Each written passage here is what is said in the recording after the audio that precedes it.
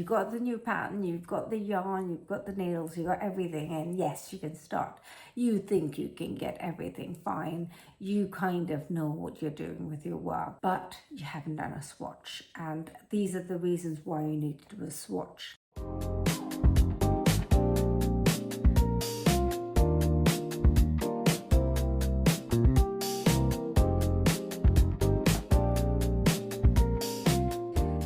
And welcome back to the Knitflix Explorer, where we talk about explorations, knitting, and things we might be watching on TV as we go about our daily business, especially when we're knitting. Right, so today I'm going to be talking about swatching and why to swatch and how to swatch. Those are the couple of things I'm going to be talking about in this video. So swatching your knitting, I am telling you now, nobody wants to do it. And that is because it's when you want to start a new pattern, the first thing you want to do is delve straight in to your work.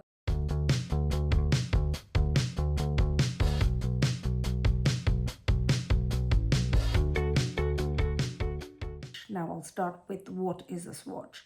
A swatch is a small piece of work that you will be knitting to make sure that you are going to get the gauge that you require for your pattern. It's usually between 4 inches by 10 inches is what you normally knit, what they usually ask you to knit, but it might be more depending on how complex your pattern is. So the reason we swatch is because we want to make sure the gauge, what the person wrote the pattern for, is exactly right. Now, in some instances, you may not need to swatch if you're doing an animal, for example. If you're doing a stuffed animal or a toy or anything like that, you might not need to swatch. But other things you will probably need to swatch, and I think it's an important part.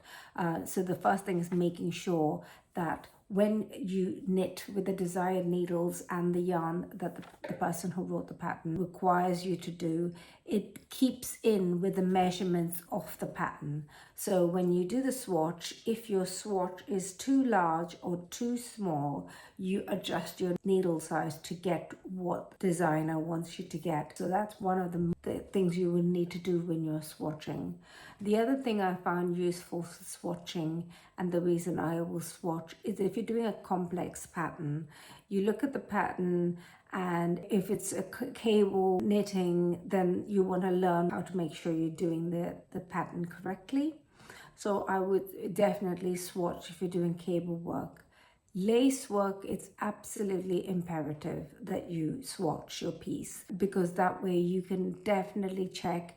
There's a lot of yarn overs, a lot of holes in lace work, and you want to make sure that you're avoiding making holes in the wrong places, number one. Number two, it's also making sure that you understand and your pattern looks like the pattern that's in the work that you're about to start. So making sure that you got the pattern correctly and that you're doing the right thing. So I think that's important, especially for lace. And it also stops the frustration because you did not read the pattern correctly, and then when you are swatching, you've got a smaller test swatch and you think it's only a small swatch, I got it wrong. You can rip it all out and start again, or rip a few rows out and start again. If you're doing it in a big piece of work, imagine if your work says you need to cast on 50 to 100 stitches, and then you got the pattern wrong, and then you need to come back down 100 stitches or 50 stitches.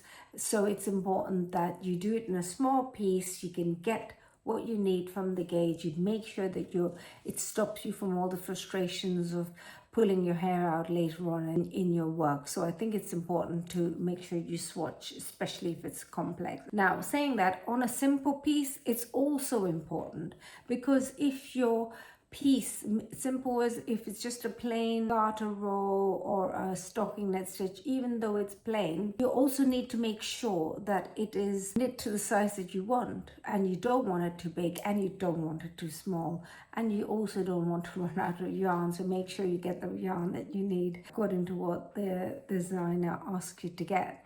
So swatching is so important to make sure that stitches are even and the stitches are correct to what you need. Also important when you're swatching is to make sure you measure correctly. So if possible, finish your swatch, finish your swatch, take it out of your needles or cast off, or even just take it out and pin it down properly and take your measuring tape and measure everything. I try to do a little edge on my swatches, so I'll do 2 or 3 extra rows on either side to make sure the pattern stays within that those parameters. But for me, that I find that's a lot better way. I might do a small border and on the bottom and on the sides and even on the top, and take my swatch out and then check it to make sure that it fits in with the requirements that I need. When I'm designing, a swatch is extremely important for me because that's what I need to use in my final calculations when I'm making anything. So that's why you'd want a swatch. The other thing about swatching is once you do your swatch, before you measure it, you could block it and then take your measurements. That's what they always recommend, to block it. To be honest with you, and don't tell the knitting gods, but I don't always block my swatches. I seem to be okay 99% of the time. So I don't always block my swatches, but they always say to get the best scenario, I would say block your swatch, but I don't always do that, but don't take my word for it. So I would say that. So altogether, if, for example, your swatch is not correct to what they need, I said change the needle size, but make sure you're constantly measuring to get what you need. And I can assure you, if you do that, your piece will come out what you need. I do a completely different video on blocking and what you need to do when your piece is done. So even though you swatched and then you knit the whole thing and it's slightly off, because of just the way we're all different, you can use the blocking method to make sure it's exactly right. When I was a young knitter, or a knitter that was new and inexperienced, all this blocking and swatching is something I used to think was just as an extra. But I think it's important. And also, sometimes I used to look at people's knitting, especially experienced people, and think, why does theirs look so lovely and mine looks raggedy and just like uneven, or it looks like somebody made it at home. I want it to look professional, and if you do these things, your knitting will look professional. I'll give you a little story. I knit an Aran jumper. I'll put the jumper on here as a picture that you can see it. I knit this jumper, and it's quite, as you can see, there's a lot of cables, there's a lot of work going on this Aran, and it was heavy and warm. Beautiful jumper, beautiful pattern. I think it's called Mr. Alban or Saint Alban. I'll put the link to that pattern as well. Lovely pattern. And when I finished the project, I had it all sewn up together, buttons and everything, and I popped it on one of my chairs in my living room, just sitting there on the rocking chair. And my mum had come over to my house for some reason, and she looked at this jumper on the chair and she goes, she picked it up, she turned it this way and that, and she put it back down. She goes, did you buy this? And I said, no, I actually knit that. And she was really surprised because she actually thought I bought it from the shop. And I was very proud of that because I'm like, yes, it looks great. Great enough for somebody to think I bought it in the shop. And if you do need those little extra work, and if you're doing Aran and all those cabling, definitely you need a swatch and block. So that is a little story that will, hopefully inspire you to make sure that you do all the little necessary steps you will need in your knitting projects. Right, so that's the end of why you need to swatch your work. If you have any questions on swatching, or if you have any questions on blocking, just check out my blocking video. But please feel free to post the comments on there.